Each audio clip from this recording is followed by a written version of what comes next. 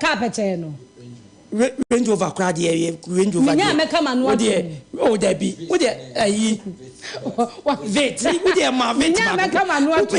Kana ese Manchester box. Me say yete ha. Minya meka manu atu. Obi ka tell you say enchina you true Ghana betumi ahwe Ghana. Panti bi pe. Mete Obi ka tell you say enwo abe zomi betumi ahwe Ghana. Wanti bi pe. Me dwene mimi hu ne say. Hu ne say. But ebi ne kisi aja abendi ayeke. Owo pepa ne se wo beye. But akwanya na ye de be ma na ye ne wen. Wan fama wo. Anu na make no. Enti say the break kisi aja abi sisu na bukwati. Mimi ne kisi aja abi anka resign. Susuma Ghana. She finance minister. Ateti a wo de Ghana fo kom. Mimi ne papa na anka resign. Papa no wa asofo, o wa yonkofo, o wo ma.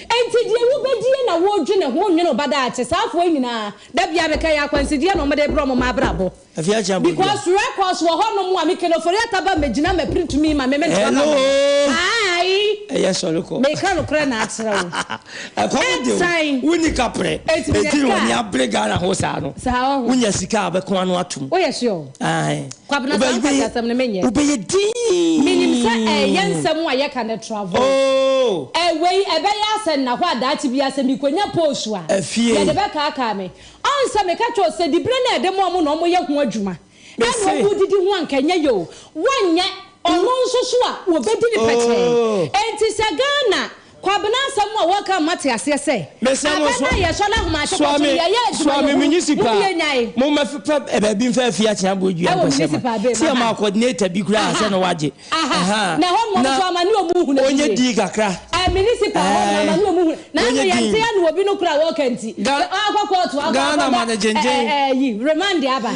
ya ja bo for God do the bra ya ba ya beto aso mama Ghana na ye time toto fa ye once what's wedding easy oh you butu ankasa okaka Messi Lufat na wajima where you malaria drew Lufat jama wedding wo hospital sister where I imagine that few hours to my wedding na Messi se mo huma ye shepe linketa was me konia my husband is sick jama otono do na bese no ye what's what tested positive for malaria no na bese no one for ambulance na one up ambulance you it's not a bicycle dey form no nya se from kakabo no kikra me wedding gonna me make up nina sometimes nearest pharmacy so one meji Lufat entrance pharmaceuticals for malaria do na inyo no ye na one chair muku no china na adui abrante pa no kuni so ono pono waka that you make kiss the bride of you want so day no dona man no ye dona Indeed, we malaria and cold to them. Lufat, malaria drop test for malaria before treatment. FDA ahwehwesa edwede nkratoi ajatum se eye. Say mafu to some kakre wa supreme. Yo kofi, oh my ya woman, oh mani ya mama, genyi baby ako, wachata jaya wareni, ponsom, wanini pa, asa dipa wofio. Gamo yembera ye, ebe ya ifiyana. Ama ya umano, ama ya mama.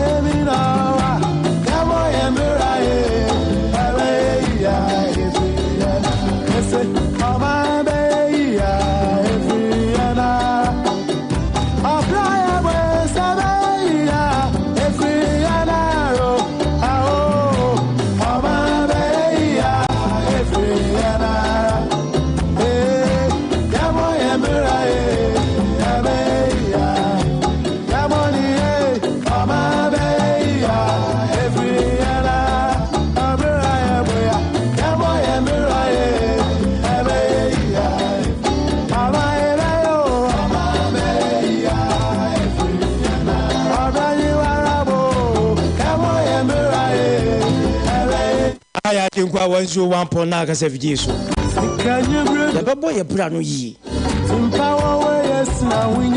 sa sam no na ye adwuma dimpa eyesa hunya etitin de na minim say ye adwuma na de ye be fa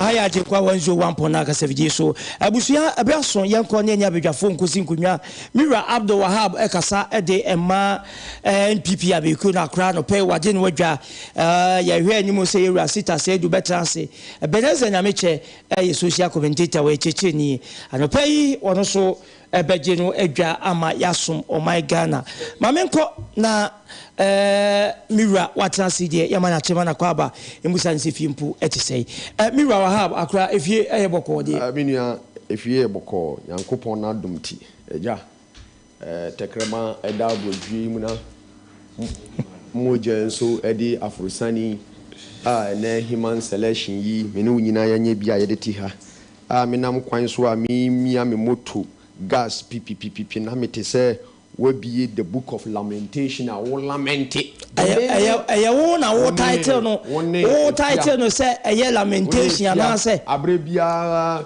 anopa me tie mo lamentation chorus ya na meni agimiti mu say o be say wo na wo title na say lamentation eduru mre bi no o ka se bi kire efia na efia enenam be bi on pese obetie o se o enya ayi penyidie bi nye den emma no na am say come the nisika sha nya me hwe ne mfe ne se die ne kon titi de nya bre onya position obey where obey di you know you should continue reading book of lamentation that is the only book Ghana for ya there wo you read every chapter every clause of lamentation book act no Ghana for ya there papa and I'm not surprised every day mutimi read but I'm going to read why so you have the right to see but as to whether Mudimans number any demands sana no na mo say communicators say binti mo hangim boots kakra afedie mo demand no minua Monsaka santifo na ebu omo baby say ye youth na say wan kasa ebe you we bone wan kasa oti nwa ebe your haircut we di haircut gra for ya tara sa enti penye tiemo no as for now the say any penifo na omo dey ni penifo na omo the presidency na a party headquarters na heading komobi and na then na mo release no dalen bahana e babonten what meaning grandpa say bibisa babonten because it was an internal nkomo a yedi na internal yedi just to Agyenim paying for this semwanye we amaya so it was an internal essential enti dano na ala na ba ha no because dano na mumu bi wo so mo ba ye fidie so inyanya yi se mo suspended and whoever said so till further notice we never suspended sir there was an intent what am I saying intention is different from communicating that we are going. No. What am I saying?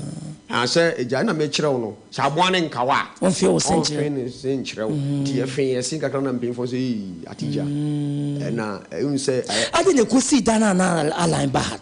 I could see Adana Alan. Bahan, a bar. And I say on camp by government, one party, you know, moves and it's not sanctioned by the party. We've been individually, and we are party communicators. But also, Dana Alan Bahano, a bar Kumasino. Then Quebec was him. Mobeka Edian wants him. Alan Banon was him. Oh, Debbie, we are not sanctioned to come and talk about that one. Debbie, for as far as I know, party in car say young campaign. Debbie, and your campaign, no, send your Denia, Beba, and your party now. Maybe I'm a tea party in mommy guidelines. Say, assembly beba, party in any. What am I say? And it's not part of the topic. So, what the bar, me panameka, me penso, amenka. Okay. Maybe our banner say, When you obeba say no be say or no the field no he's part of the Alan team now. He can decide to talk. But for Wahab, you can ask me 2 million times. I will not talk because I mean kasadi minimum remarking kind I am not informed. Okay. The times in the parem sir. Okay. Parem them in time. So parem for the ompe. Debi. Ade ayem mo pa ayem suma. Ayem suma na me nyama kwaji gonja force Jimmy ni so funu obeka so ne kufunu. Nti me in times was sa funu. Okay. Enti ese de makoma atomo yem. Well, sir, party ni de atwa ye fruma. Oh, ye atwa wo fruma, but you baby a eye de no kasa na mche say. Ye say de na say we concern ni bi na di pia bonten. Me si we ye fie. Concern ni be ya. Ni o di pia bonten say na ya sanya me nko na me ye nsentwoni amete. Oh, ana me say. Na obi ati asante mantem do obi ati. Okay. Opa, de ma me moa. Momu konkonsa mu fifi funani na mo fe e ba ye benya ye ni mu bia o no ye okuroma fa no mo kan ye na wo so nya ya wo de kan nka we de na nka minim say ye fi asem ye nko ya de what ma say in house cleaning bisa enye nuru mpomponsa e wo say wo say konkonsa ni ti say Bible say there is nothing new under the sun and I say we anything me can say. And that is why we are conconsafo mo na mo wura manfo nsemu me bia mo si news konkonsa na mo ye mo ba ye fie ye jai ye nko yes mo share da pa la ba henti na mo yes yes ye share da and asama mi ken we simple etiefo ntie ye Alan nanti a wonam no he is going in his capacity as what Matthias say ye koye going forward e bi so beba o say e bi so beba na asama me ka kire ono me so me nye power Matthias but so obi bo me pa ya e bi so beba kuma se say bi pa say come on so mo ba me e bo me pa say me nka o juma pada me ka ho asem Matthias say wa mo me pa no answer me ka jike na Matthias abi masa wa che wo politics ejuma wo ni me pa kire no e ma me ko ka asem mi anope say na ntini edi nkomo no ntini edi nkomo no ana sam na me so me ka kire wo say wa mo me pa ejuma wo pese me ye na me nyo otomase o man yi aye tim yi wa hu so bi a wa ye ejuma wo Ghana Commercial Bank aye ejuma wo magazine akogina Ghana Commercial Bank so kwa akogye salary so who magazine ni wo Ghana Commercial Bank a ni sika wo de ato no kwa withdraw bia na so de bi kwa kopie so okay otomase be se obekwa akogina ho wo si ni PV so wo ni PV aba ena okwa akogye ni salary wo Ghana Commercial Bank obwa nka ho bi okay nti se wan fa me adwuma wo Ghana Commercial Bank me ye ne akogi aketwa wo Ghana Commercial Bank ti untin fa va cha no nko be bi va cha ne okay yate na obi ama me ye ben say Melcom voucher wo se me mfa nko ye ben Kumasi City Mall kwaji ebe ara wonwe no ho pa Wahab na wate den ka no ma me nko sita say du so atrase as usual late obeye obaso opeso the time ni nyina ama no na enya ha sita efie boko nyankopon ayade kese na ayade se odi yankwa che okay ba betina fidikesi so na ya dwen ya bobo ni ama ba ko mienu miensa bi ho me na ede na ase kese ebe den ebe ma no okay nyame ni ede na ase ebe ma no sita ye hwe Human Energy one more president Fadi Mitri ase Ghana for yenwese ebetua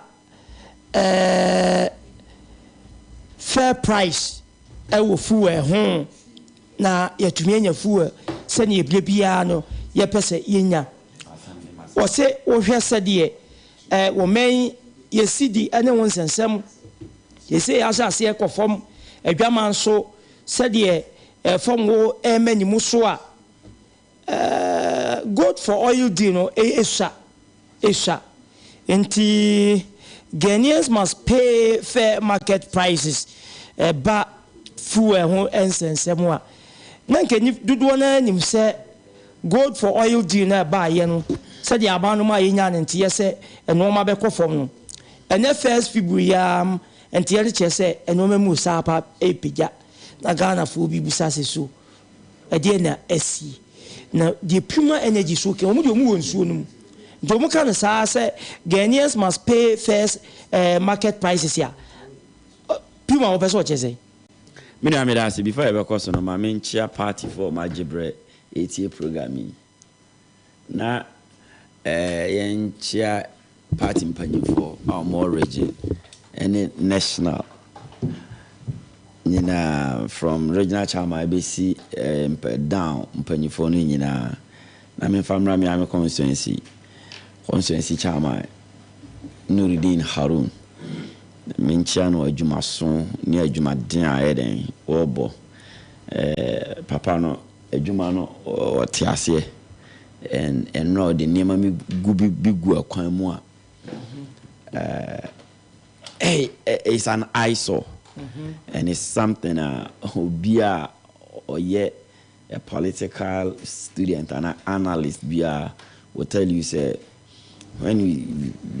whenever you call him say or a submarine politician it is not that you are overhyping him but he understands the job mina na me say invite him and them other media mo sister media stations na say Yakopon pair on Sunday from 10 a.m. ekosi 12 ye be commission your party office no under the auspices of Chairman Nuruddin Harun.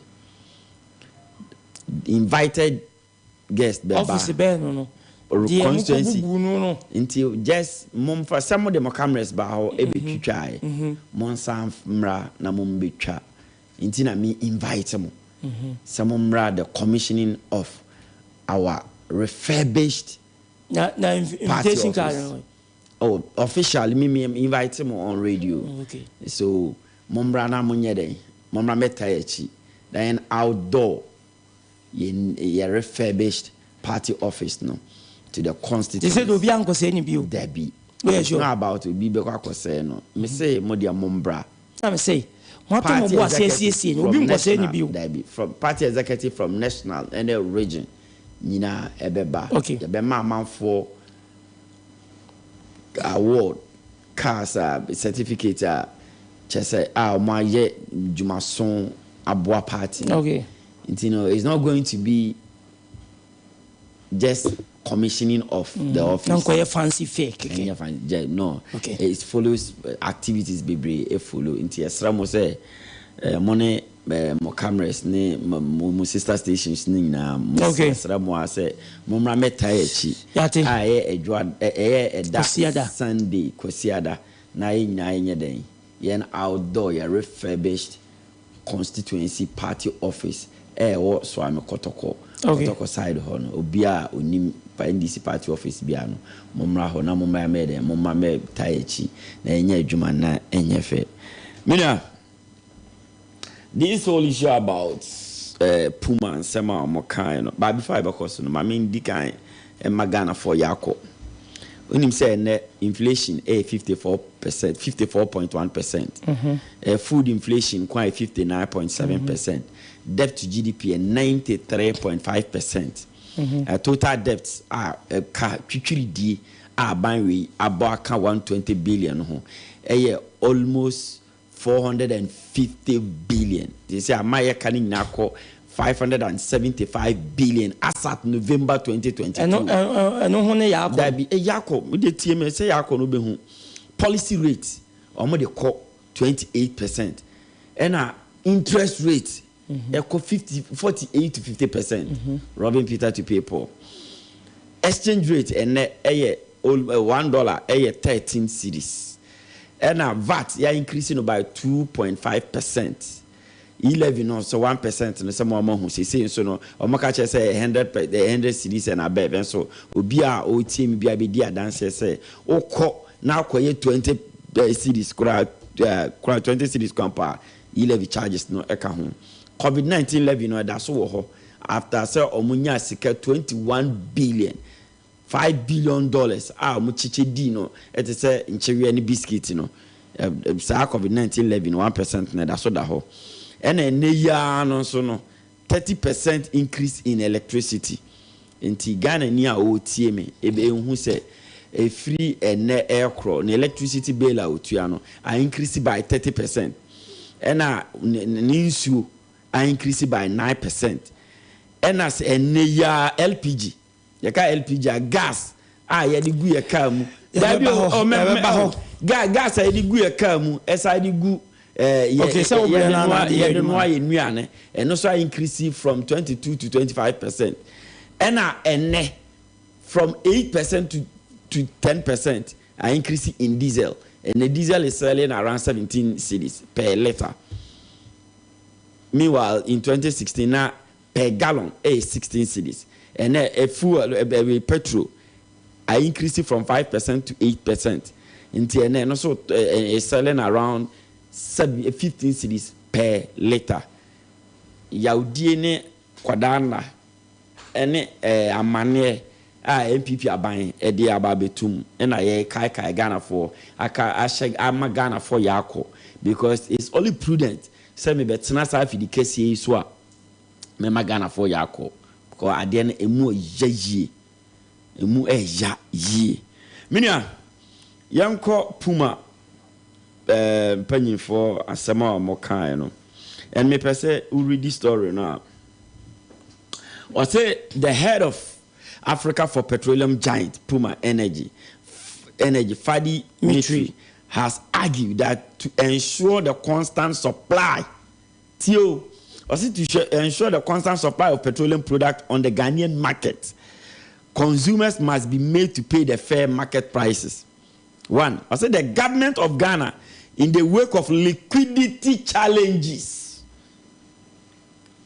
and the depleting foreign reserves. Your foreign reserves, government of Ghana depleting of the country is resorting to policy measures because of liquidity challenges. And your foreign reserves are saying now, and idea could do some pepesway, and I buy the gold for oil deal to enhance energy security. Or say, however, name given that such measures are woefully inadequate, you say the papa na kind of me account, or say chese insignificant. Say it must be a problem. Maybe haka said that gold for oil deal no.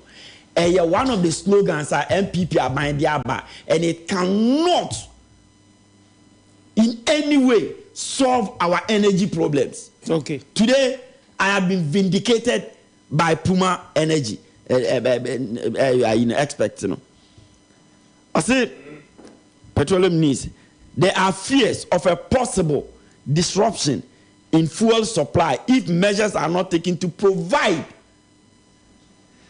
forex to bulk oil distributors to import more products. Yes, sir. Yandika can't ya sambe si echi asem kro no aye kwa ko $1 kro ya sa dia kwa ko to na edi ka kire mo no o foreign reserve wo deplete no foreign reserve sika ye de to ho e de se dahia da bi ye wura mu e de kwa wase ni nyina sisi a unni sika wo liquidity challenges sisi also the cash for oil deal gold for oil deal aba sa gold for oil deal no se ya betena ya e na ka kire mo say a fanciful slogan, and it cannot solve the problems that Ghana face. Motra man kashe, and here we are. Ghana for and I said, was sometimes Ghana for Gaza. There be more. I'm referring to you. Man carry, Muka said, yeah, Kano, yeah, I buy say a beba. Gold prices are known in the world market, same as oil prices. And as I talk gold in Okromoa, every minus now the qua an ounce of gold. We are saying drama so you name the price dada, and a barrel of crude is you name the price. It is definitely the same amount now they talk crude no because of how the gold are it cannot change the amount over there. The only thing is that you are buying it at the gold at the cheaper rate from your friend said minus no in your country. Oh, for so more hands. So they are not going to sell the gold to you. On be finding a way on be smuggle. And in our oil importation, you have $450 million. And they are crack oil. Government say, oh yeah, gold for oil deal. No, the first consignment to me anyway 40 million. So 40 million. No, just try the average in terms of percentage. A little over 9% from the total a year here. It is all what is 9% in free more. Here almost 90%. Of crude oil was a bulk distributor said, and in this case, we have forest to go and bring those things. And this is the case. Forest no say no no say kosoro due to government mismanagement. And there be me betena ameka. Me say prices of our crude no were 3 determinant factors. 1, our taxes. 2, foreign exchange price and international price. But our taxes and your foreign exchange, you know, say your exchange dollar to cedi, you know, is being managed by government. It is how to be managed. A ripple effect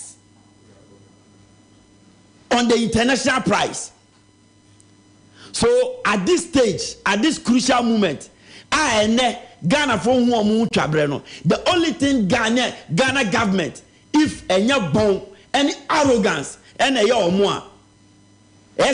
say there are some nuisance taxes crude so Ghana ni come be here hano almost manage the economy ni year by the leadership of Dr. Mahmoud Baumia, the man who only understands theory, but when it comes to practicals, so to me managing year, ne to me dollar to cedi rate, you know, dollar cedi need to me gaining more strength. You won't be talking the way we are talking today. But look at what is happening. We caution this government about this gold for oil deal. So what the Puma energy boss air cannon, Mitru air cannon. It's not something out of the ordinary. It's something NDC, any civil society groups, Adika Kasasem way. So what the government is doing, a cosmetic. And I told you, sir, what government is doing is cosmetic. It cannot solve the situation. Gold for oil about their prices of crude beba form. What is happening today? And the prices of crude are jump to diesel equal 10%. Now petrol equal 8%. Jump. Okay. Because of the poor management of the economic management team. They are synonymous to a bond.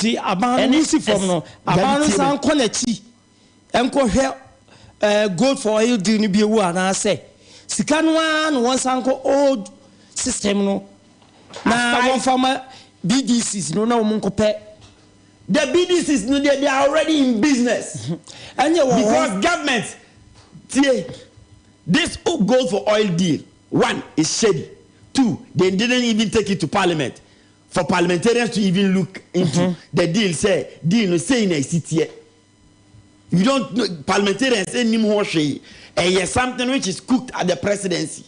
And on Air Force gold for oil no a Japan deal and on marrying Canetino into that kind of deal, you know. And gold for oil deal, no, what government is able to produce in terms of oil no is significantly inadequate. And yamin American Madika come on yimi but a Puma energy leader and boss on the account. So the BDCs will still produce. the BDCs will still import. It's what is stopping government so be manage economy ni ye. Enya rhetoric so, enya praise singing o. Enya kasa chichio. Enya yampiatu o. Okay. There is aban aban omontina omoto so work on our taxes. Ye nuisance taxes through price stabilization fund. It has no bearing. Our Ghanaian, our you know so. Yifri so. COVID-19 levy out there kwa koto so. Yifri so. Border tax out there kwa koto so. Yifri so. Ultimately yifri so. The Ghanaian will have a relief. Ghanaian no ebeton pa wenya home edi amande kra. Yentio. Semo Puma for one more again. Aduanaba ne di kan ma yenchie tie for so manya bre omudi tie sabre di tie sabre na menchia party mpenyin for from the top to the down. Okay. Na menchia me ankasa me constituency for the Savannah regional constituency in Savannah region Yapi Kosogo constituency. I menchia the entire Gonja land for Aduanaba. Okay. I believe the good people of Ghana in 2016 make a choice. And in 2020, Omori affirm no choice. Now, many now say we are seeing premwa ye wumi. We are seeing aman saying now OBBA Ajia to say. Bigger countries like America, Britain, France, Russia, economy a struggle. Okay. And you American a World Bank for Nsema Omaka, a IMF for Nsema Omaide, Omaka. Na ni sent a bra world pandemic. Obia enim se COVID-19 pandemic anye MPP 4 na Ghana 4 and Akufo de declare COVID-19 as a pandemic. Okay. But it was declared by World Health Organization as a pandemic. Now me hwe Peter Crater musu hu bibia o mo declare dumso as pandemic. What am I saying? Me hu bibia as I will get to that point and rush on cry. Na ni saint and obo declare as pandemic in the World Bank groups, IMF, government ankasa ne ne aka nyina ye bobo sika o kari sika ni nyina into the CD na unya 120 something billion 21.8 billion. That's right. Now yes, 21.8 billion. Some memory best 7 right. Yes, spend 11 billion on COVID-related issues. Yeah. And kopon chadi na yanum toto ayampia se yemrambe explaining. It was due to the AE of the finance minister and under laws. No catch a friend say Auditor General so omrambede embe audit Dinasikana na yetete ha manfo bobo dien no when Auditor General eba no obe settle ye ema ehu se sika in CD terms no AAC and watchre ye from one sika abano ni bibia ye di sika ni ayene aye. Now, unfortunately, as ebinimu epese yejitum se MPP for na jisika ne dino. If you read the Auditor General report thoroughly, there is nowhere omoka say abino ajisika na eden asheni botum. Na mostly what is say wa ha bo sa asem we yo abayaba abanko Debia Auditor General beba bontene aben bia breso no yeso wankase sika no obi adi One kase sika no obi di ase ni botom. Eso ye pa ye hu. You listen to me. Aban no nye chief director. Every ministry and I say every agency. Yeah. And when Auditor General report eba, so obusa sema or chief directors and people related to. And don't forget, these people are there. Aban beba beto omo, aban be kweja omo, aban foforo beba. Matthias ye meti de wo kani na ase.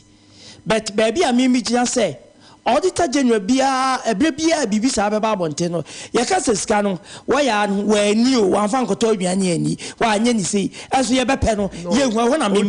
Utie Auditor General reports na. Ebi wo wa sika no, ebi a ye di akohye no. Ebi a nkrata bi wo se nka ye mfa eho. Ya mfa ho. Waka che so correct no. Sa sika ya utua ye enye sika e wo se utua. Sankwaji esika ye den ebreye. If you read the subsequent reports now, Auditor General no beka kire say na anu ada. Now how often you timi retrieve size? If you read the Auditor General, say how often? Oh, we do that. We do.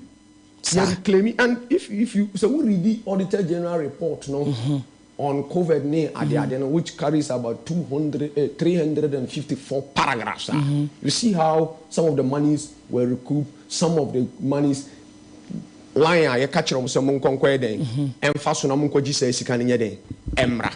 What must say? But the bottom line is say if Auditor General report Enka say let's say the MPP government has Kondasika.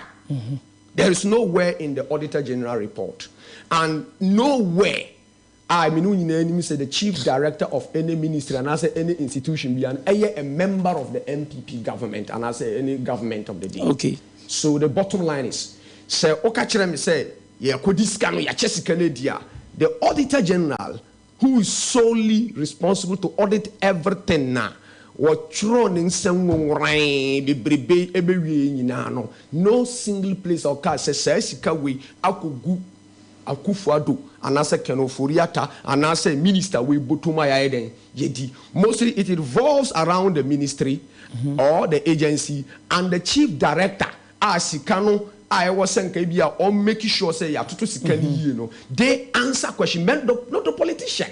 So what here public accounts committee now you see that the minister will only come but say duru sikano ye doso sikano ho asem na see that the minister no be di no chief directors ne omo awede Omaka, because when the monies are assigned to the ministry, it is those people, technocrats now more responsibility so on Fanye Juma. So clearly, Yanko Ponchadie, if Ghana ni BNT hadn't been because MPP and a wa bemu nep mprempremu amenu kesi.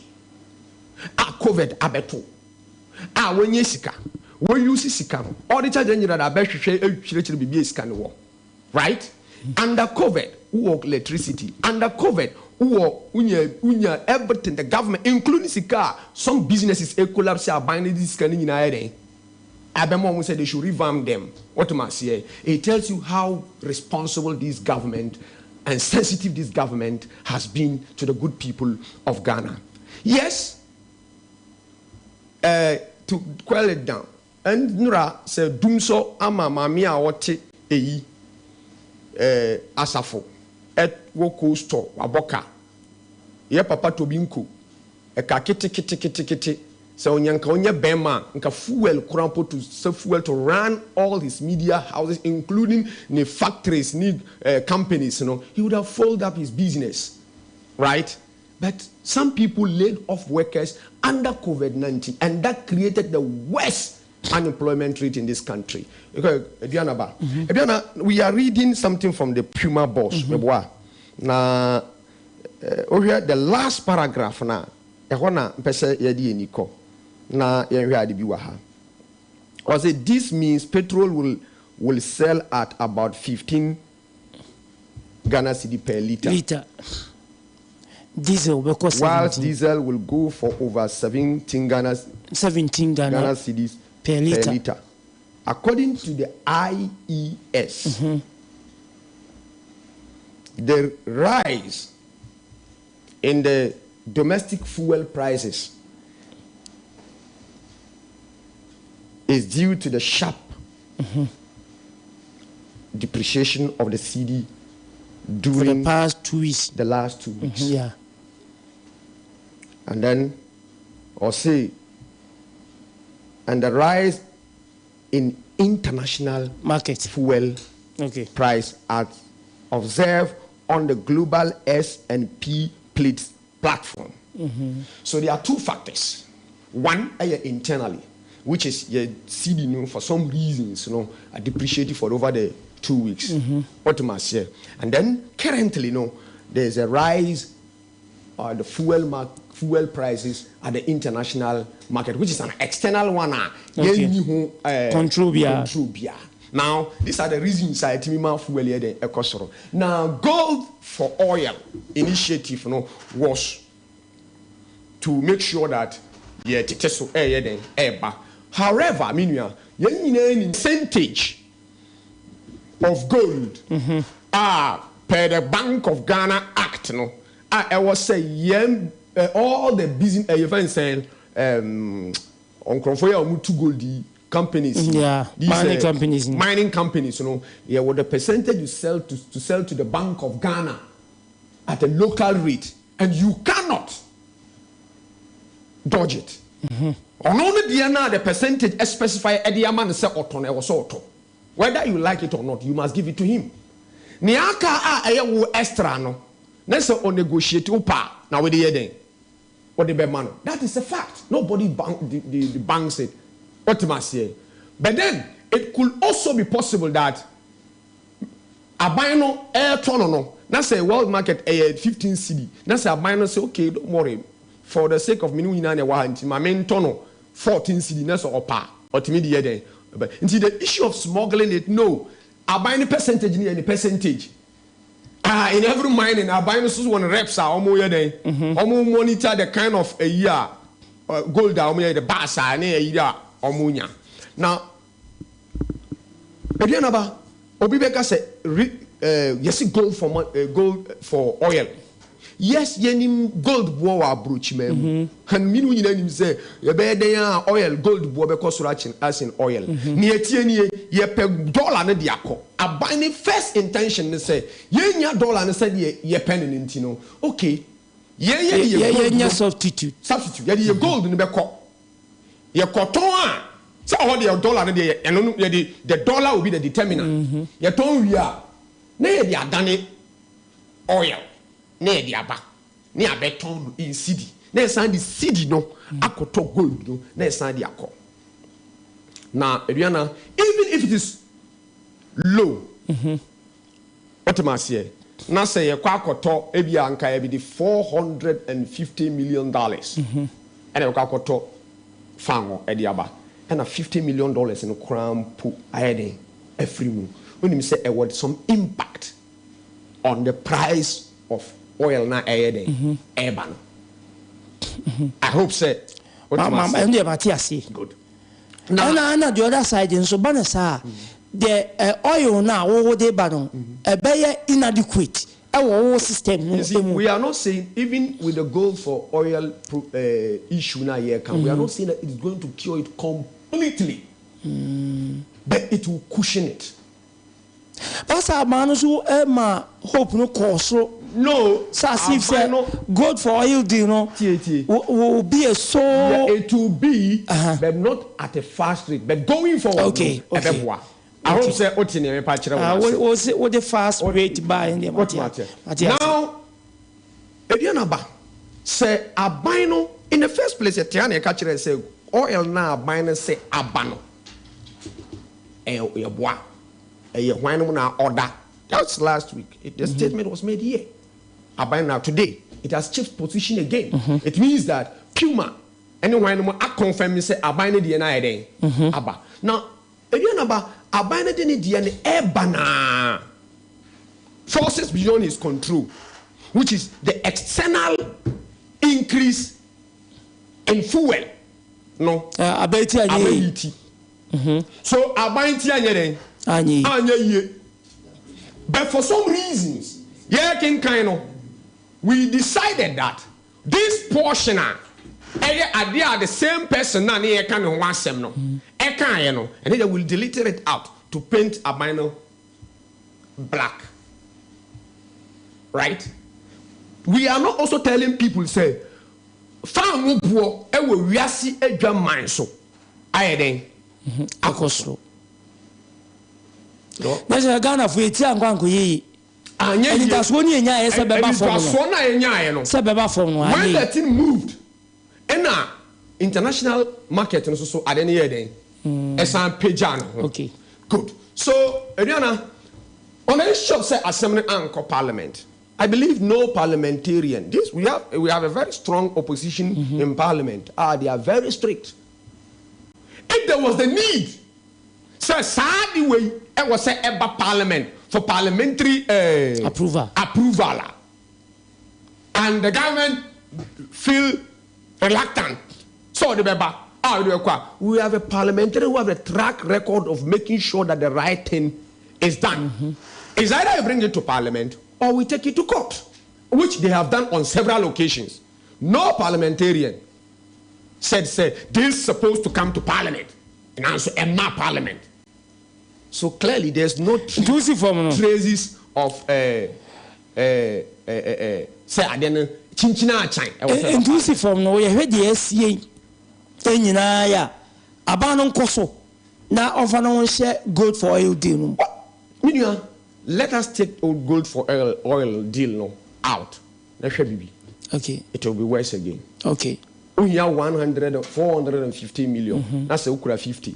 So manya be intimidated 50 no sako. I say we are catching up for 450 million. We say inches, it has been increased by 50 again. So which will make it tall for you to go. Okay. Adriana, yes, circumstances, no, for some reasons, and based on foundation I'm able to say IMF, World Bank, Obiama has said about this COVID and other things, no and share economic big well developed countries. We need to blast say abayin ye bibi me kan abayin men kan MPP abayin me ka abayin bi obeba Ghana ye bibi a aya omunsusu embro mu hons men kan sa asaya na ehonye gia no do so se ebi anse ba ya na Ghana fo bi mo ni da kwa se ye de fu obeba fom ene e koso yi aya na anya de di mie hu ba bi akwa akosi ansa is every situation abrebiano wadwen be say o pese nka normal nka ho se de tina. Okay, talk about the situation at that time. Dollar was down, inflation na adibia ultimately dollar no bar down. Fuel price at the world market was capped. Ejina baby for ultimately you were looking at that time the say ebamwa me ho be den. Yes, all things being equal. And you know, one year lucky, Abra would be who was shady and now for the say, I will see German so at the end of society, Epija. We all know Senka and Tisanka, no man bedding, no okay. But again, this is a government. Then, if I know journalists, you've been fair to us, and for that position, I yet taking Obibega said journalist and the government is quick to accept say things are not we are not in normal times. And you've seen government communicators and everybody all is well. No, we always put ourselves in the shoes of the Ghanaian people. And don't forget, and then fuel maybe. Even though it has before, I bought at one of the fuel, which I will not do campaign for them. I bought it at the the old price for now. Okay. What must say? Right now, I use fuel in and out, and so I didn't cost I wouldn't come and say me. I didn't miss me. Okay. So I would say that government is never in the business of making life difficult for Ghanaian people. But factors. And I see maybe and I'll be boom be better by la home ama by la market. My uncle sister said the one I share World Corruption Perception Index. One can one ba Ghana if we are senior tosso at your soon 72nd na ebibimemu ba etosonson Botswana ene dikan ewiase nya Denmark na edikan no pay yane yewra edem fiana no edi nkombo no se Ghana yenunu ye ho ene yesle asamwa papa ba kun ye fense papa ye nche na no buofu Martin mi Dubai ke kan ye sa asam kro no aso kisi aja ben ke kan bi so oni no ma onso de adwuma tiga na ase di agro ti ya hwe ni ya mentio minua before me ko hono ma menti un say yes the most difficult time to communicate for government is now. Oh, minua wa abdo we see struggle. That is how the time there more. Time no there. Na me gas me show. Yeah, asem COVID-19 and they are talking about external shocks. I am economy. No, when in 2016 China aibaho ebe affected on my my Ghana they never accepted that say because of what's happening in China, what is happening in China no and affect you when baby ana West African pipe gas line best enunti supply of gas ebeye ehubeko atwe ema o man they never accepted that responsibility. COVID-19 the almost World Organization pandemic. Economic meltdown. What does it mean? Okay. Meaning it affects every economy dealing directly with that country, And I say that is what is meant by economic meltdown. Okay. The best thing of West African pipe gas line. Now say. Okay. Gas the pipeline is supply gas. Emma Ghana a pipe intimi Emma. And affect the economy. Okay. And non exactly doom so. What did they say? And then they are using COVID. COVID couple more profiting from COVID more than any other government in West Africa. And now used to COVID as a basis for their incompetence and their bone and their sound massa.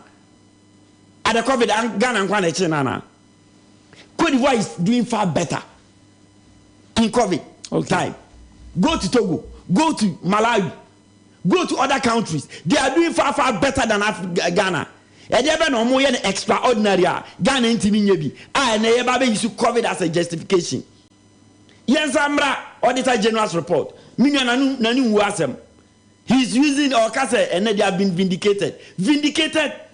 And I wanted the word vindication. I say, our COVID, in Auditor General's report. And he made a very profound statement. And I'm sure. I was thinking, I'll be prompting. I'm an agile statement. No, I say, the Auditor General and State, baby, I say, I buy. Why money I govern on my currently? The MPP are buying. And so what take you time? I read the Auditor General report. Every sector be or make a point about what the wastage are cost. Chronology TV are cost. Mamin Chirobi.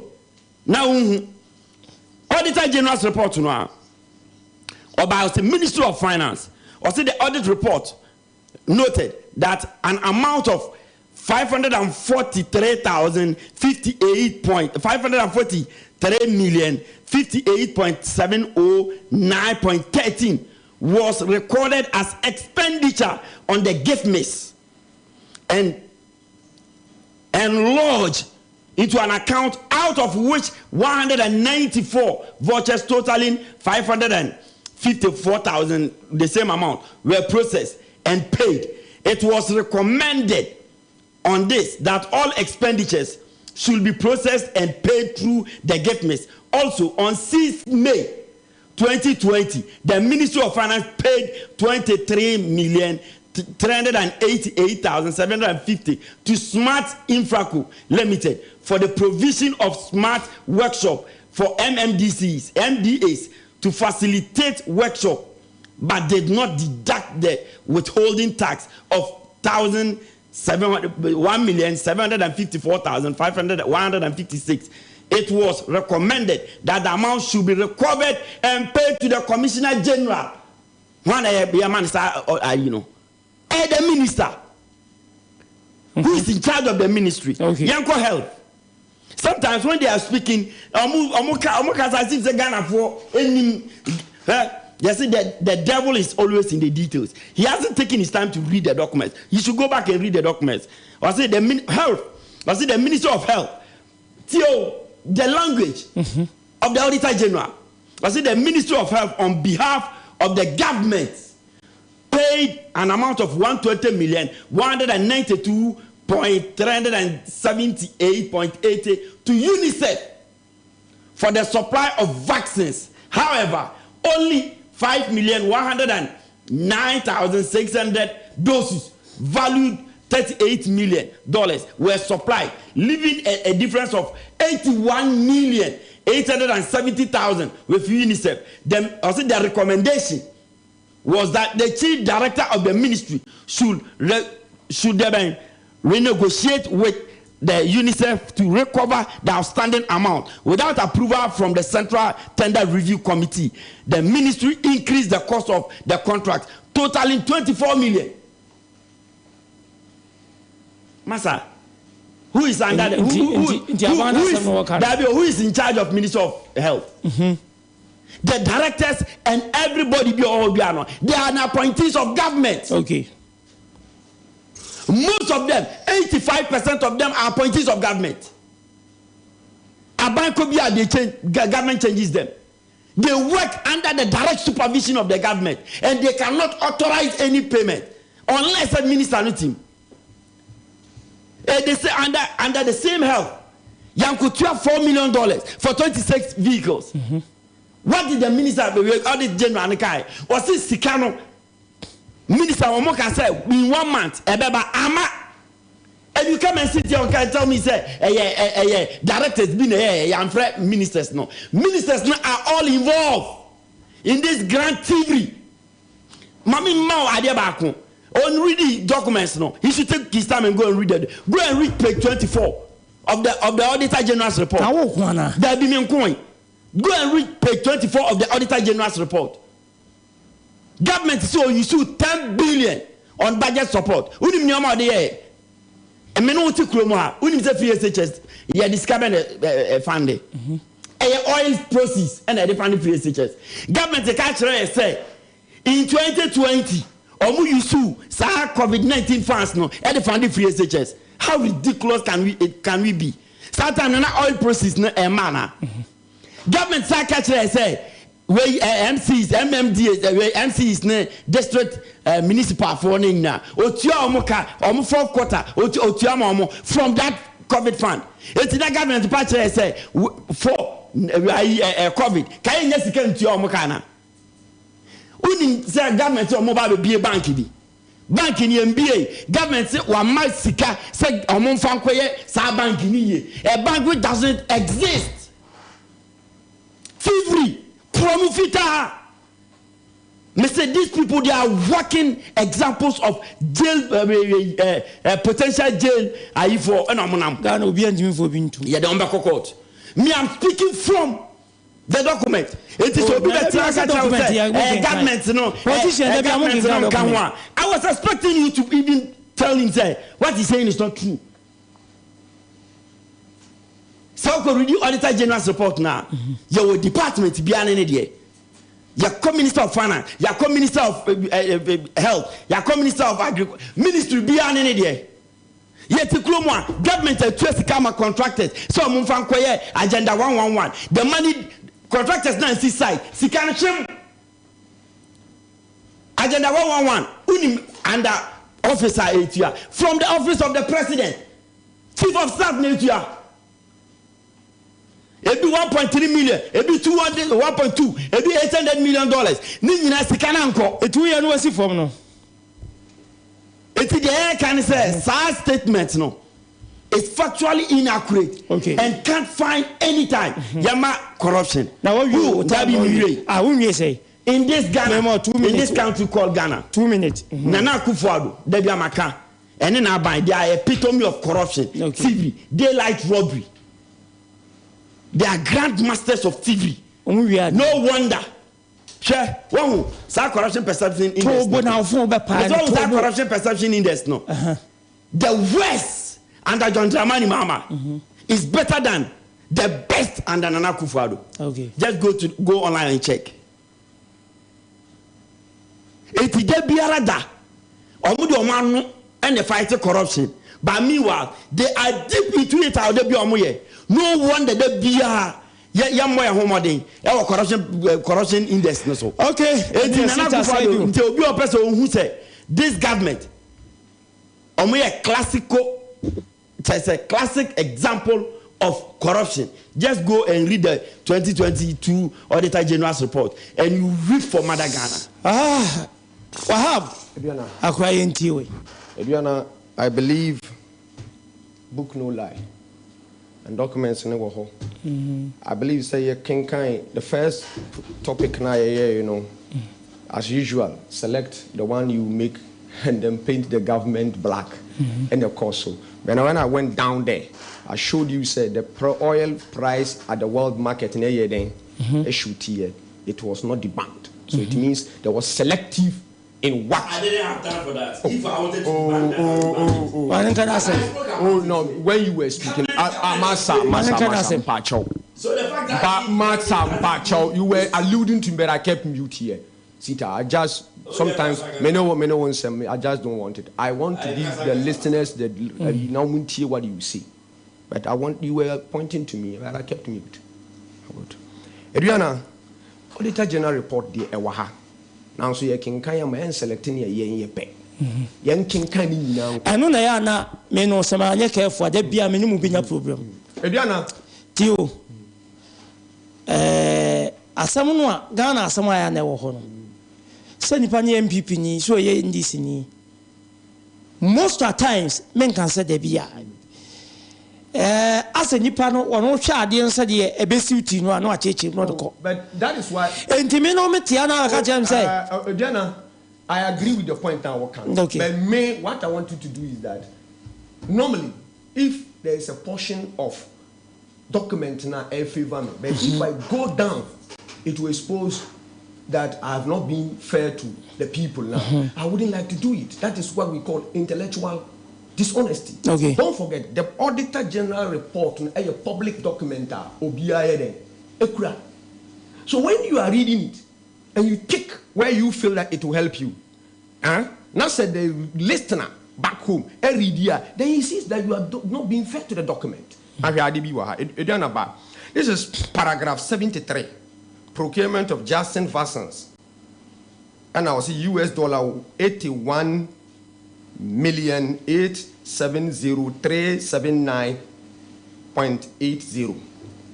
Now, I see, in the heat of the COVID-19 pandemic, the government of Ghana, through the Ministry of Health, entered into an agreement with the United Nations Children's Fund, UNICEF, for the procurement of COVID-19 vaccines and related supplies based on the second additional credit financing of 200 million.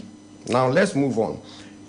Page 74, page 74, page 3 of the signed agreement stated that the agreement intends to apply a portion of the proceeds of the finance up to an amount of 147,483,170.6, the total funding seal to eligible payment of this agreement. Now I see Article 111, Article III also indicate that the disbursement by the bank will be made only at the request of government and upon the approval. Okay. And upon the approval by the bank.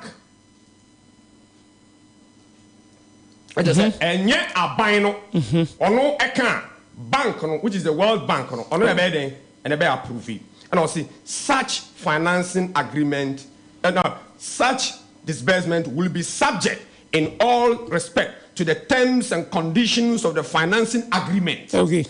And no party other than the government shall derive any right from the financing agreement or have any claim to the financing proceed. Aduanaba. Now, 76, paragraph 76, we noted that the Minister of Health, on behalf of government of Ghana, paid an amount of 120 million to UNICEF /AVET for the supply of 16,02565 vaccines under the agreement. However, 5,10960 doses of the vaccines valued at $38 million were supplied for $38 million were supplied to the National Cold Room, resulting in an outstanding amount of $81 million with the UNICEF VAT. Here, Ediana, I say, we see the devil is in the details. So we are just opening the fleet now. Paragraph 77 was this could result in financial loss if contract is not renegotiated to ensure recovery of the outstanding amount under the contract. Sikana etia na tie was it the chief director? Tiasama chief director of the Ministry of Health explained that the amount was paid in anticipation of receiving all the vaccines with a short space of time for vaccines in the country. However, unexpected vaccine donations into the country, coupled with a limited vaccine storage capacity and slow uptake by Ghanaians into the to be vaccinated, made it impossible to receive the Janssen vaccines that had been paid for. Eliana, abino tama obia pipe epre ehene ho no ena abino ekukuru sa sika twitwi no edi koma sa company no sa momma ye enuro na eliana ye dey sika no to what time ena momma ye half of quarter of that your friend saying enuro no ena minua adoye omo a country sa omo ye adoye edi nuro ni bi eye den ebreye eliana ebeduru mre bi nuro krampo baye no na ye ni bebi a ye di nuro ni bi be den ebegum na ntine hu yensa yakopesa yensa akokasa ye de na aka omo ho no ye nyefa nye den ye mfambra already krampo ni bebi a odi begu ena eduru se wanya bebi a designated bebi a ye ka sa ye mfa nuro nu enkogu na Aduanaba na cha se nuro ni be den ebese ena ban no ye se me nkoje ena se sei ena omuka chewuta dinner ne say ko omuka chere the chief director ko na oni omuka tena se na monka na yemfa yesika nye den emfa maye na chief director ne say oh ye ni omkrampo edikan eye den kasa se sika ne be den omude be maye that however Aduanaba senka ye ko ye na ye ka se sika no ye gye ye no yamfa nko ye tua ye ebiamma ana sika ne bi na ho a that would have been a problem to say that Abaine Discano and I say the ministry ne Discano. It is never true. Now, Aduanaba, on the issue of Yakutia $4 million, and also your paragraph 121. Aduana, I think I will speak on that one. Now, Ebia, Semenya 1 minute, I can't wait now. Semenya Susa. 2 minutes. Aduana, Shadibi Mamwa, paragraph 121 ambulance not delivered. Ediana utieni say ya when ya the kind of analysis I've been muyen wahasi. Not here. We noted that the ministry entered a contract signed on 15th December 2021 for the supply of 26 Toyota Highness and I say deluxe ambulance valued at 4,049,46012, out of which $670,000 and a UTI Diana was paid by PV number IPF 22-007 of this on 2nd September 2022 to the figures we know ya na Ghana de be let's set the record me person with tell you $4 million no man for edinam say akotua $4 million in Ghana. I have established here through the Auditor General report paragraph 21 me can na chero paragraph resan say obi bia otifie bia o kenkan a e mane yam 4 million ne mu ye 600 na bia na topo was it the devil is in mamin kan ho na tie na amanfo nche say you twure egu omanim just to paint abanye black on COVID esan say bi ka chero say you wia Ghana for the chair no ka ba na tie the chair no ka ba topo obeti uti wa you see what happened there bia na batu en hari a say Auditor General report ni. However, the ambulance remained undelivered as of 28th November 2022. Paragraph 122. Was it the chief director explained that the supplier applied for extension to meet some technical specification. Ebeba. Now, under the current economic difficulties, paragraph 123, under the current economic difficulties, the supplier could apply for price variation to unduly increase the cost of the contract, which could have been avoided if the ambulance had been what? Supplied. Not the fears of your friend saying Auditor General report, Auditor General no. And now paragraph 124 was it the management has indicated that upon technical inspections by the World Bank, additional specifications have been recommended and the contract was therefore being extended to March 2023. We recommend that the chief director should ensure that the ambulance are delivered no further than the extended date for 2023. It is now clear, say, Sikana okobrane esiyetia ediama free a omokodino. We paid only $600,000. Adia no so aye se yedi sikane ekwa kwotono. Ye na e wo say balance ye nyam balance wo mo.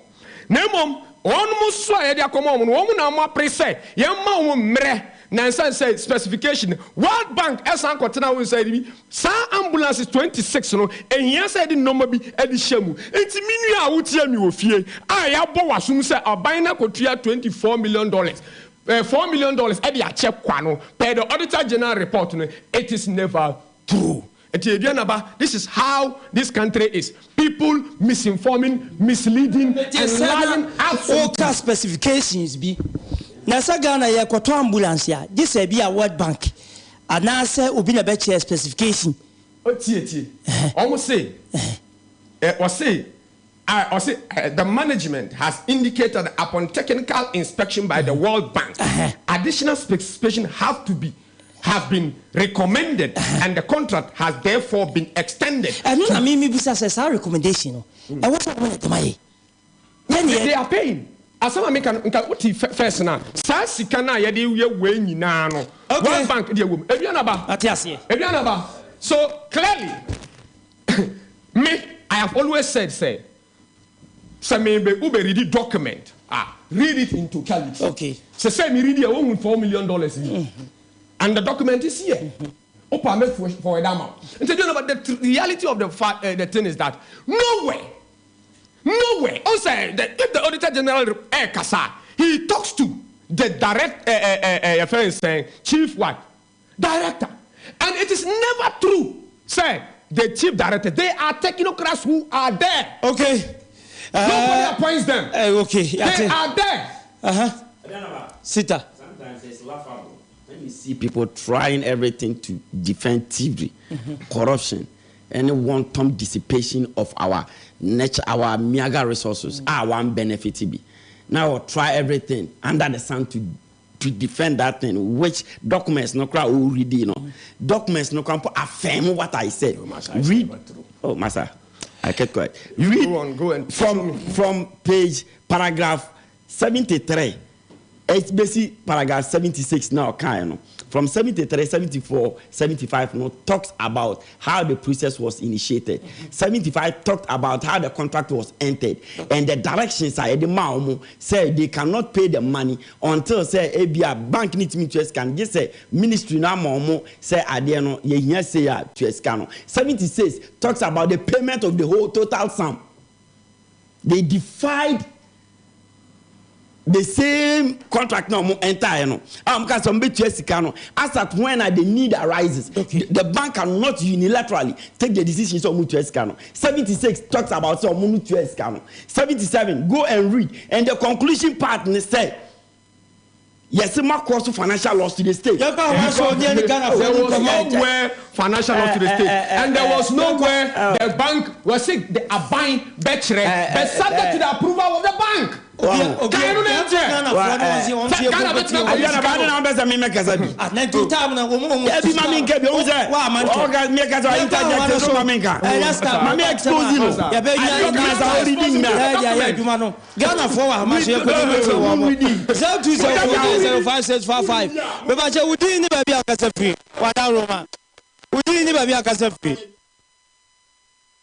Hello.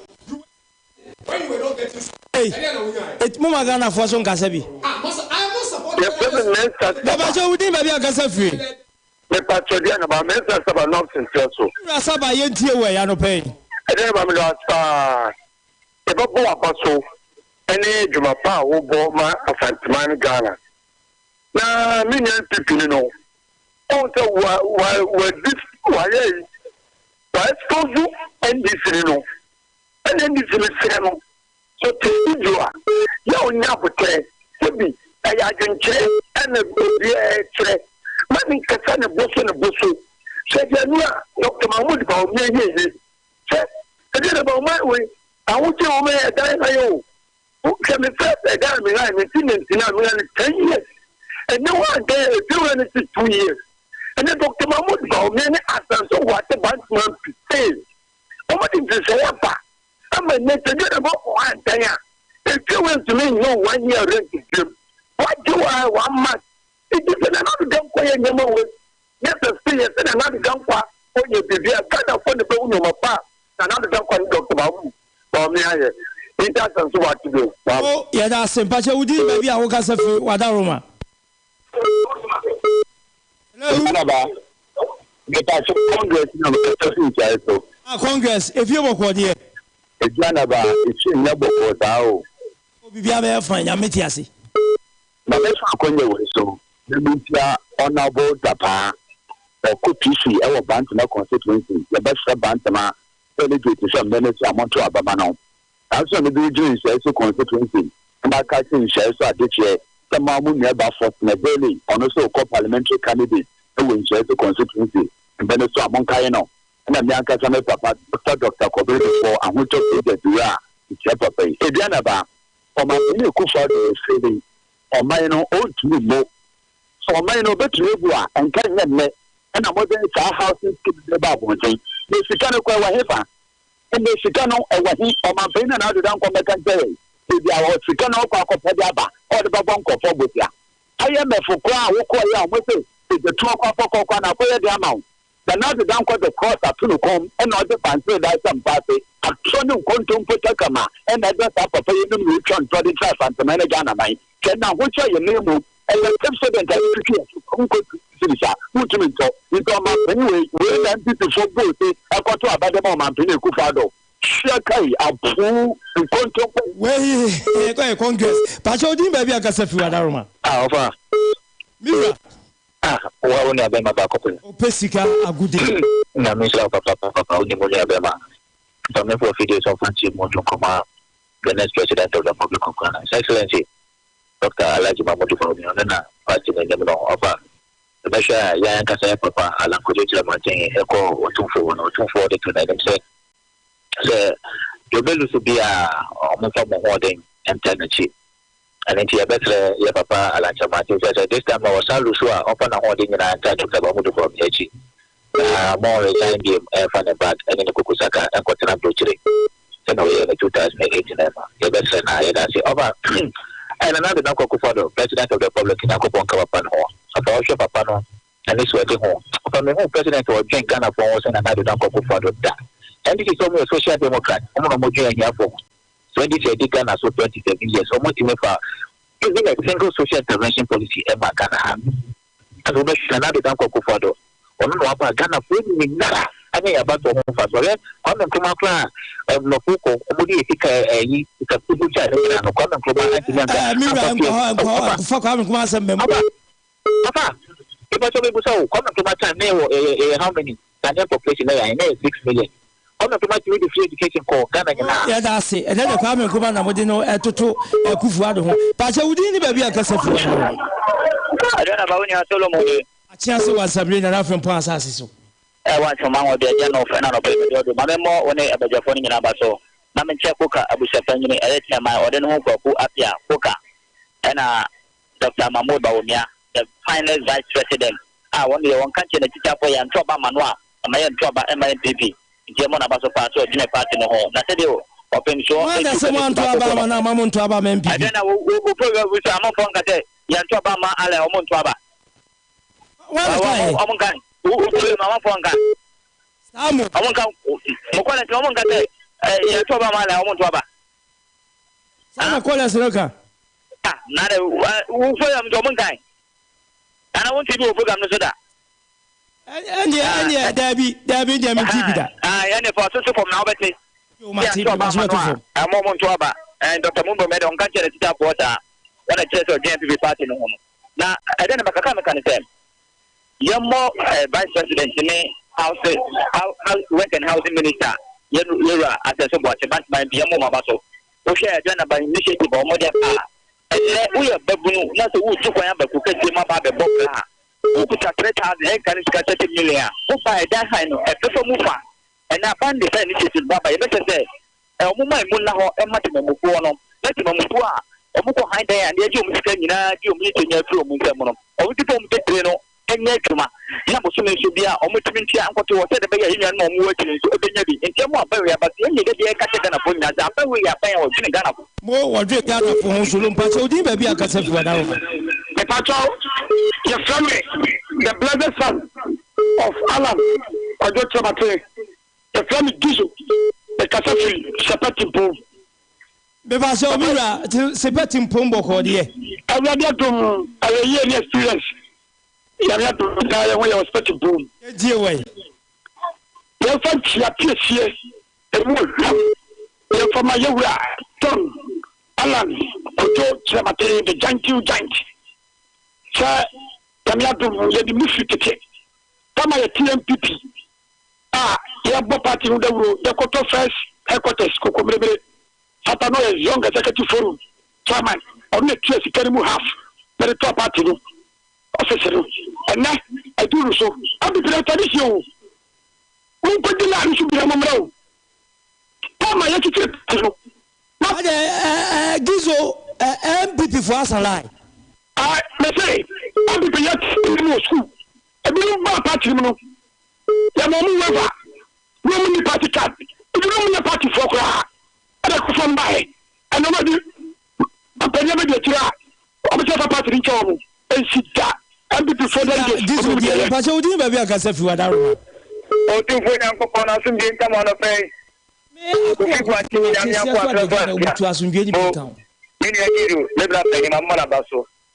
I don't got a football for this year, I'm not getting penny for and we now for John Bema Ball and could get to the 10. I brought Papa for Nana say. One cassa, why you're Jumano free ticket? If you send your one cassa and you know. And another is the kind of mano.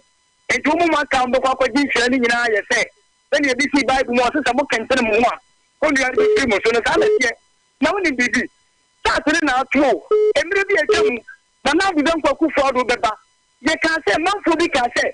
The one for another Amayan Twaba, Miss Media, the elder Bako, or Banamosi, the one for Anama, Mudamu, and Twaba Mamo.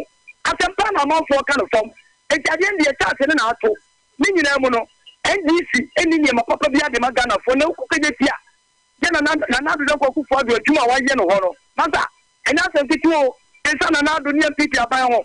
asa papa ho bio yala ne de ne ba me da se oh yes so ya da wase PM for wa ma so pa so din ba bi akasa fi wa da roma Aduanaba ono bremu asali be trade ya Aduanaba sabe wa kana me do bi trade me for fi dikasi yesu na mentia abrantie no nyamfo bi a over for parliamentary candidates e wo bantuma ya papa kodo ade and the neighbor Bantima as parliamentary candidate. Now, I'm sure your papa for bread for my wood is a concurrent and that's all. I also project here. I don't know about listen to MP before Kofabe. I'm afraid the few are excellent. I bet you say I won't say I am. Now, not don't go Kofabe. Now, a bank day.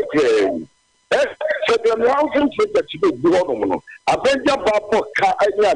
I'm here to see some that way to your good woman. Say, I saw you be how they say, a man as well, be say, I'm a few automatic one more use rent a use. Oh, Namiasi. By my now, some of cement is only any of about with the government why I found. We share one brand cement is go, baby, and now I'm not one and inches left on here about the new way you have to find this year. Oh, but not to come out a tenant to make a few of one about it. About with the name so come over. More a salve, no passion within baby. I can say last call. Medina is food, first I finish book. Minya is food, not to say. Oh, I don't know, chef. Ah, me who ya fish ya paso. Brunya some Anton crazy food. I feel sorry now, and I want never. I don't know by a Mishra, no one share dinner, you could be from far. Me and share cooker, the milk I quite here, the champagne. Me and share shining star, you are Dr. Mahmoud Baumia. One got the money, the 2012. Never in a shining star. Dr. Mahmoud Baumia or Brian P. Papa. And I'm here make a delegate to Meso, Mayor delegate. Shining star. Oh, yeah, delegate. And I will hear delegate. Chama, and organizer. And then you to the international 2 votes or Menero. Yambo, 2 votes or no, you know. And the crap America. Is it for who could drop her? Now, some now back, you who could do. They get me to about police station chairman. Me is a organizer. Ah, and the to Dr. Mahmoud Baumia. Are you assembly? Yambo Mabaso. Yambo Nadan Papa. More easy for no if you have you mess sound fine, papa. Oh, no, a delegate, nearly a delegate. Meme who am about a delegate. Or Bukusguabe. I had no afraid you had ever seen up. Mensa Saba was so very free no interest or no, a car a diasaba, Asali Base. If any few rough for Boateng and Spa, we both what in the was in Cabo with the Bema MPP, breaky 18. Now slide down bus were very free, Dobe Quabinia, and Ochem said NPP about way, the London go for the do Oman Musano, Omuya West, Omuta say, Oma Pratete, Bia, Matu Bia. Amana tutunya ewo Ghana memutidi kwa asa ye de ho eto wono eso ekra OPK patriotic voice go so na wose yewura bawumia na muntu a watu a dan han ebe kofom no ye dan ase ewura kusi central market no wose Ghana ni bia nim se bawumia de okasa na ndc4 edwane ati se bofo atwetuo de kwa hayo no entwi nyina edwane chef man atonsu na wose gold for oil deal no abusuafo eyo na emu aban won hwe se consignment no buy be doso a enkoba ne se bebe yesie sua fon obu okosoro e ba sa be ha dwen pa DJ opadi mo ese swame ene obutu a wo tie ye na o chem se DC4 pa enipa ewo munya ko mo sesa wo nkofa afoforo na enkongosiaga sita Ghana for Akasa cry. Very sad. Very, very sad. Say a tio my muhapa na yade kudia wu ababeto my so. Yes, so na ya cheska. Almost $5 billion, totaling 21 billion Ghana cedis. far more than the pen IMF or the higher economy ya crumble economy to the ground. Next I see cano, ye dino ye num. I say sikani na amasicano. Chese 10 billion I call budget support. And near my mother queen in trocan. Things that are chese things that has an already funding stream. And I said this calico piece because you are quite any one chain yen chendi. Not ye. The auditor general Sakafa Adebakon or say an isolation center was put up in Adaklu, Volta region, at the cost of Ghana 15,265,000. Uti, but the facility could not be used, creating an additional cost of 20 million. 35 million. It was recommended by the Nkofono. It was recommended that the chief director considers outright acquisition of the building. But Section 69 of the Public Financial Management Act 2016, Act 921, indicate that subject to Article 181 of the Constitution, the Minister of Finance has the sole authority to enter into finance lease agreement on behalf of the government. Also, pursuant to this, the Ministry of Health entered into a 25-year finance lease agreement with KOHC. With QHC project.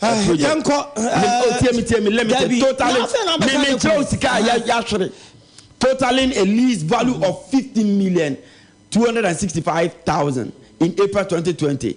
This was the isolation center put up in Ghana's about 20 million. Thank you. Aduanaba, I believe so this time round we'll still do better there because when we come at least we'll be reading the documents so that the normal brainwashing and maybe. But Aduana, my area be wahoo. In 2015-2014 there about the then president John Dramani Mahama Kachire said was it China and any problem. Yeah. And about affected Ghana. The same year Kachire said was sika ye ni kia ejumayefo no, that is a single spine salary structure up pushing off guard. And he said China I declared as world pandemic problem any world pandemic. Anyone kasa wose single spine salary structure na ye di abano a put off guard. Na say ne obi under COVID sika wa pompe e di ama timaimufuo electricity eduane e di ama omo na go betina ha e compare Ghana to Cote d'Ivoire. The question we ask you is say sika aban e di ayemo e di atomo ama ensuo ama light enu bi na Cote d'Ivoire eyeye. Okay. Enu bi na Togo eyeye. In Africa, Ghana was the only country buying a wasting sika, a pumping sika. I'm not saying wasting. A pumping sika. So be who say timaimufuo ho be ne ebe hihan. Ede na me ne wuti kuromu ebinumu business after COVID. Buying etisika. Ema ebinumu sika, ebinumu area supporting businesses ama wan dey. The question we ask you ask is saying is say ABC Togo. Okay. ABC Cote d'Ivoire. Ede na Ghana for yeda almost as a political party, MPP and government. Almost as support here. Now, me just say almost understanding the situation that we are in today. Now, Niamey kai almost say COVID nie we are saying man say you na jatum say yare ko die wuo. Now, so mo hwe say dia aban ya ya. Na say Abduwahab na ho ema so ema obi atong proboro aboka any chichiri water aboka na say wey esa na ma say mun vote man na wote eneka no okasa de ma NPP amekua no pe wa besom sita say du kasa de ma DC wono so aba besom mu sia asam no ye ba akopɛ eso obi a kyerem se be a ebekɔ na ma yoku no afa saa na politicians wo de ye tidu ba bi a Ghana fo ne ami ani ata ho na afa ye ho adwen saa na wo mu ye da wo no ase saa na pe aba besom ye tiefo ene afrefo nya ye kan ne agya hwan yɛda obi biara ase wote kodwo na mechenka we producer na apia ababe somo na ma Iron Lady wabo adwuma Rashid Yakini the writer what the for Facebook and YouTube no so mira kodwo safo Michael Kantanka eboye echi dom na ye kwa kodwo na meche krom say team wo ho football team ewo ni krom na we ye Bomeman FC titwie no one no ye division second division one Uprising Football Club one so third division na mo friendly match na bekoso wo Sechere Methodist School Park Sechere Methodist School Park and na sa akensi ekoso Uprising Football Club 2022 last year no moteye and Bomeman as 2010 tripie or second division you could join a meche ni chrome team omujo meba premier pa etienne ye bese Sechere France monko Sechere Methodist School Park ho na monko Uprising any Bomeman friendly match ya omudi betin team so awia no me ensa pepe ye free ha ye ko ye di ni kwa ko Uprising ni di na de na Bomeman ye behwe ne ye di ni be kwa akodi achi ni ahwese de third division and second division and o mo bo friendly match Bomeman kwa away na che se Uprising bo home anu nti ye behwe na ye be kwa akọ scouting ho na ya prepare e de aba kodwo nya meche en krom se team ho ne won mu de bo 18 team so abusia fa mu sia ya sole DJ BI se mfa adwuma mre etwa so mo fide na ya